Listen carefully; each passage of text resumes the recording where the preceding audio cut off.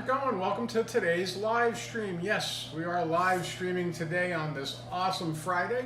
Okay, I hope everybody's doing good. I know it's been a while since I've been out here, and a lot of things have been going on. You know, I'm in a new location these days. Hey, I'm still in the same area in Florida, in Clearwater area, but you know, a different place. And I've been working on new music. Yes, so there is new music out there that will be available by yours truly mid-August, and talk more about that later. But right now, man, I'm excited because I have some good information that I really want to get to you guys, and it's about a huge secret, okay, for guitar solos, okay? And yes, it involves chords. How to pull chords in to your guitar solos. I know there's a lot of information out there about this, okay?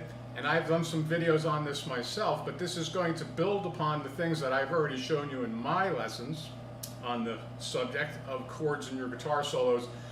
But also, I'm going to show you stuff that nobody else had probably ever showed you about how you can use these chord shapes and things that you can start doing right now, even if you're new to this, okay?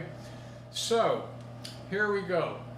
Chords used for lead guitar applications. This is something that a lot of rock players don't know too much about, that I've come in contact with. You know, just they know more about scales usually than they do about pulling chords into their guitar solos. But they work hand in hand, okay? And you want to be friends with this stuff, and I'm going to show you how. Now, I'm going to share with you a concept about how to pull these chords in to your guitar solos, and the concept is called enclosures, okay? Enclosures.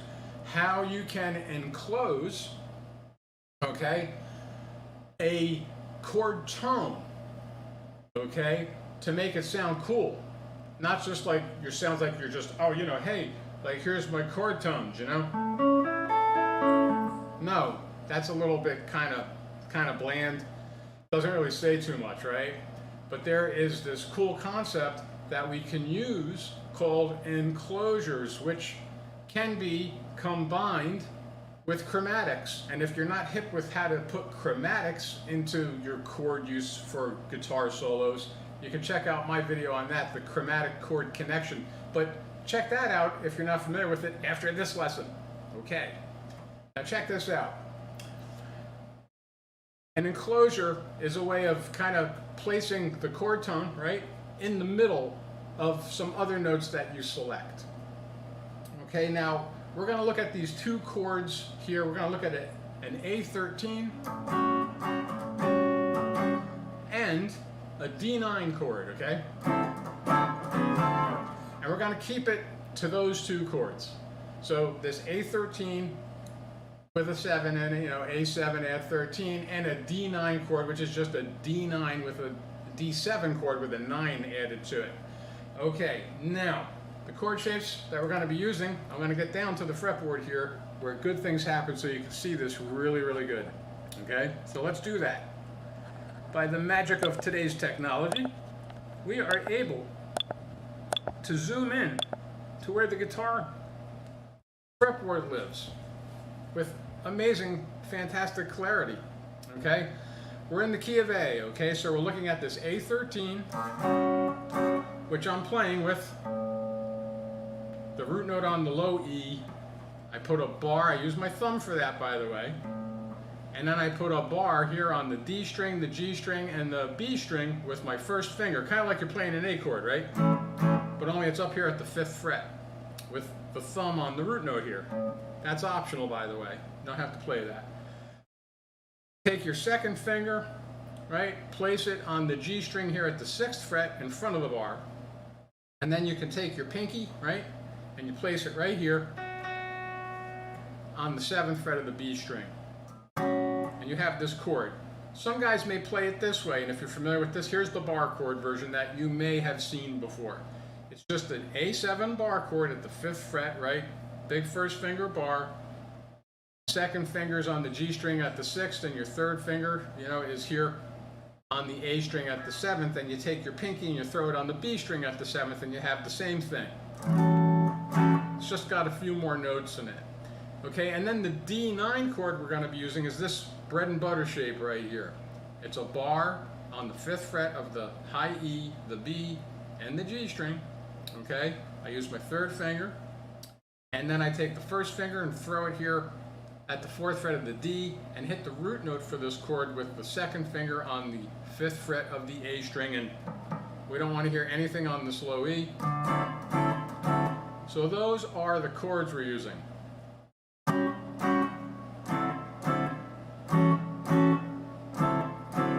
Okay, so an enclosure. There's a lot of different types of enclosures. And I'm going to show you a really cool one that you can use right now.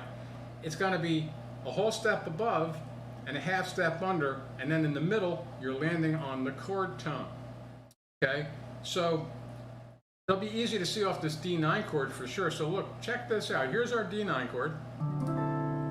Okay, and if I am going to enclose the tones in this chord shape, I'm going to do this enclosure of a whole step above, a half step under. So you go 2 frets above any said chord tone. In this case, it's 3 in a row on the 5th fret here of the high E, B, and G, right? So see what I did, right? Went a whole step above, then I went a half step under, and then I landed on a chord tone. Really snazzy, right? And I want to do that at least from the high E down, say, to the D string is cool. You don't have to do all 6 strings. It's good for practicing, but when using it, you can focus on the top 3 to 4 strings, and you get extreme mileage this way. Check it out, right?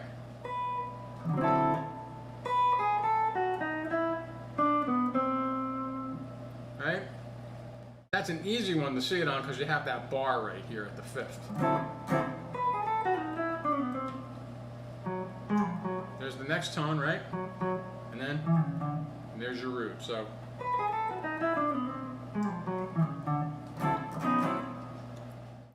if we were going to do this on our awesome A13 chord,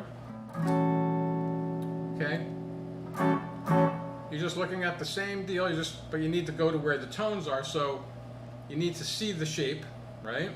And do the same thing. Whole step above, half step below, and enclose, right, the chord tones, right?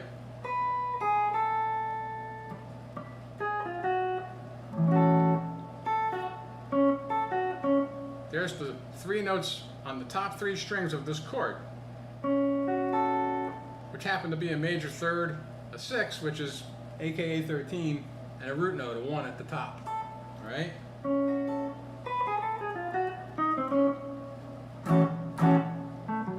Get the dominant 7 on the D string if you're feeling into it, right? But those top 4 strings are where it's at, really, for using this concept and getting serious mileage right away with all this, right? So let's just kind of say we're on a jam. All right, we're at the open mic with our friends, and we're jamming on this cool chord progression of this 1/4 thing with an A13 and a D9, right? And we'll give it like a shuffle. So shuffles are really good for giving these examples. They just are naturally awesome. So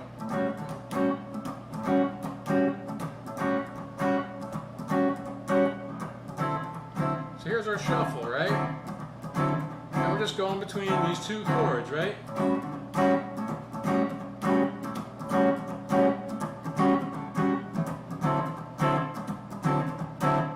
Now we can get some enclosures going, right?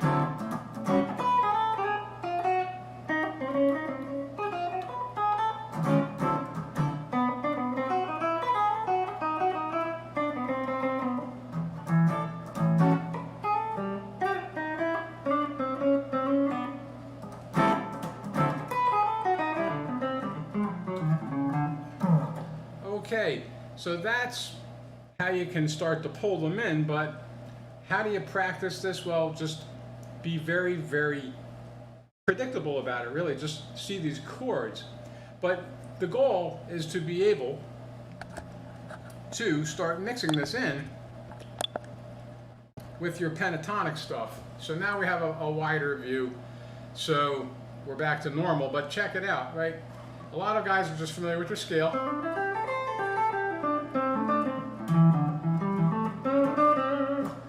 okay, which is all well and good, and we could do a heck of a lot with the scale, but when you start to add these enclosures of your chords that you're playing in with your scale, you get a lot more sophistication, right?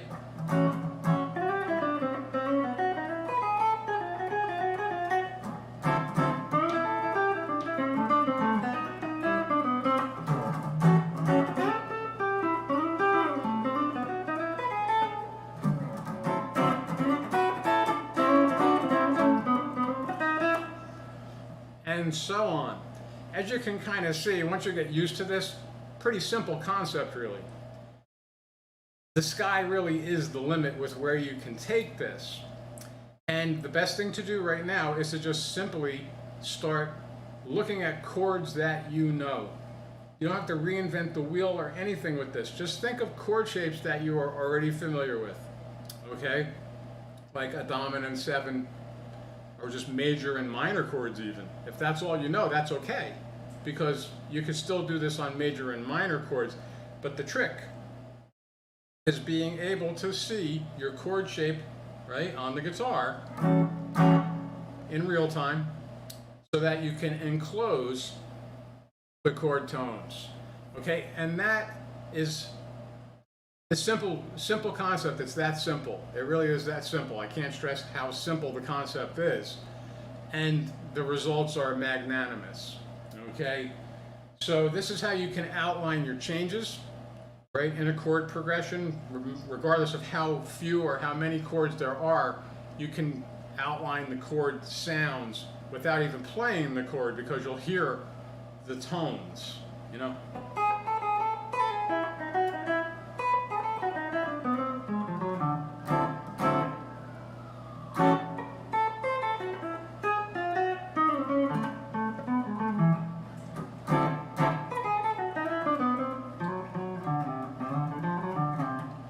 And so on.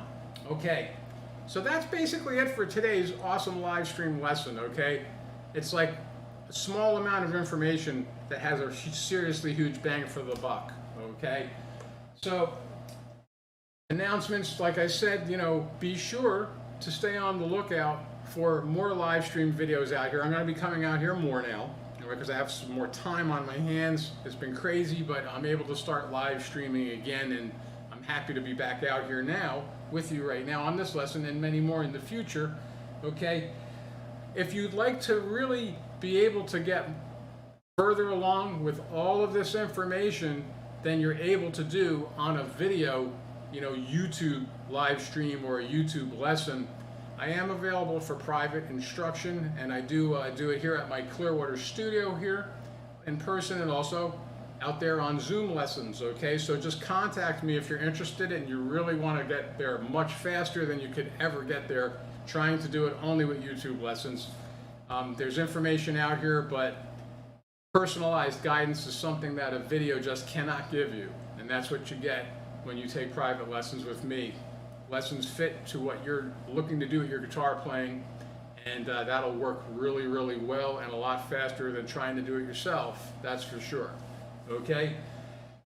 Of course, I have my video courses. There's a link to those. Everything I have in my video courses comes complete with tabs and charts that match up with what is inside the videos. Okay, so there's a link to that down there, as well as a link to some other cool things that help me to support the channel, so be sure to check them out.